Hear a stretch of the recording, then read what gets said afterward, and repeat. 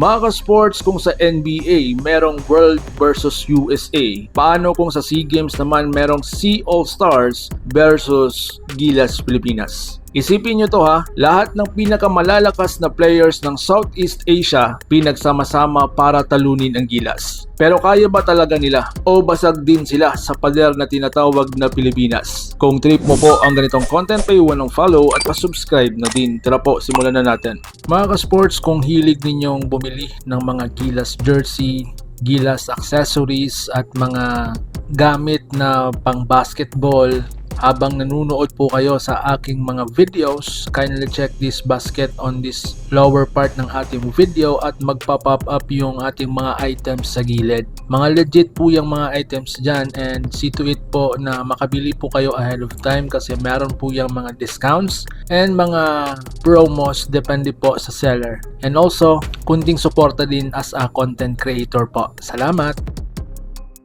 So ngayon mga sports, SEA All-Stars lineup. Ito po ang SEA All-Star na starting 12. Pinagsama ng Thailand Superstar at mga Indo. At ang lineup na ito, kaya daw nilang i-dominate ang ating Team C na Gilas Pilipinas. Unang-una sa ating listahan, si Derek Chavero, isang Indo.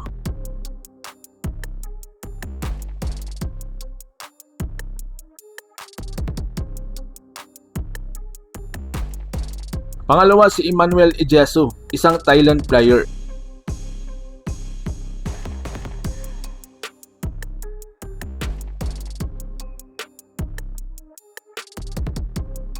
Si Chanatip Jakrawan, isang Thailand player din.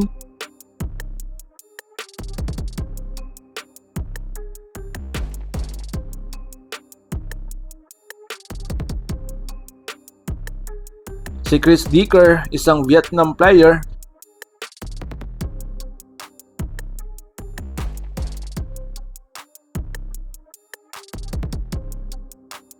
Si Dame Dayag, isang Indo.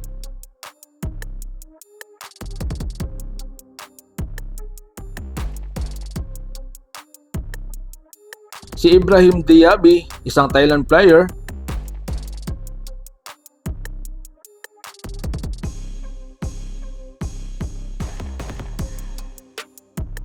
Si Moses Morgan, isang Thailand player pa rin.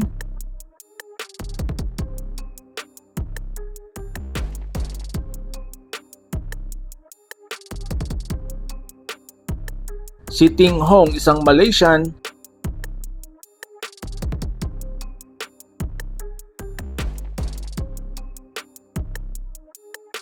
Si Tam Din, isang Vietnamese player.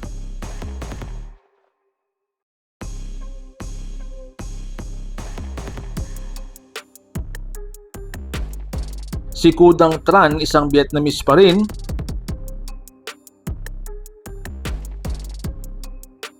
Si Abraham Grahita, isang Indo.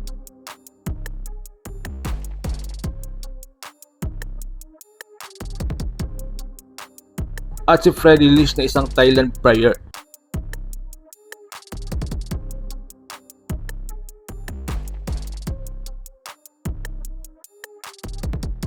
Mga ka-sports, pinaghalo ng mga star player na mula sa Indonesia, Thailand, Vietnam, Malaysia na kung saan kaya daw nilang i-dominate ang ating Team C sa Gilas Pilipinas. Mga ka-sports, kung ating titignan, may height sila check, athleticism check, experience check, at halos lahat dito sanay sa international game at ilang beses nang nakalaban ang Gilas. Mga ka-sports, dito tayo sa segment sa strength ng SEA All-Stars. Una-una ang kanilang shooting at wings. Vietnam at Thailand, shooters like Dicker, Tam D, Freddy Lish, lahat may 3-point threat. Pangalawa, size at front court. May 6'8" to 6'10" bigs like Jakrawan, Dayag, Dayabi, hindi na sila kagaya dati na maliit. Pangatlo, chemistry factor. Marami si kanila matagal nang magkakasama sa leagues and SEA Games tournament. So ngayon mga sports, ano ang kanilang kahinaan? Pero syempre mga sports, hindi sila perfect dahil nga wala silang Justin Brownlee level na superstar. Kulang pa rin sa elite playmaking tulad nila Dwight Ramos at Scottie Thompson. Kulang pa rin sila sa elite playmaking tulad nila Jamie Malonzo, nila Dal Panopio, nila Robert Bolick at iba pa.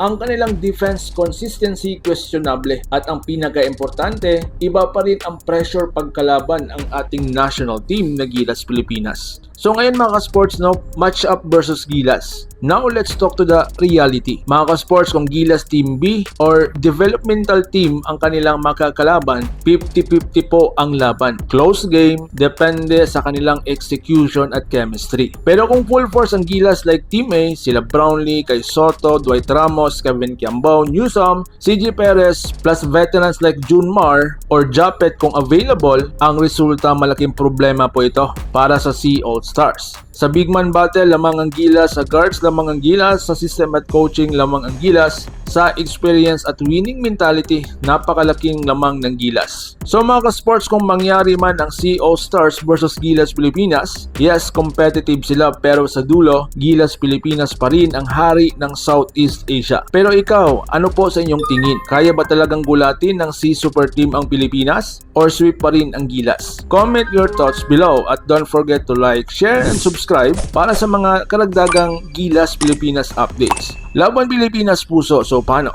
Ingat po kayo.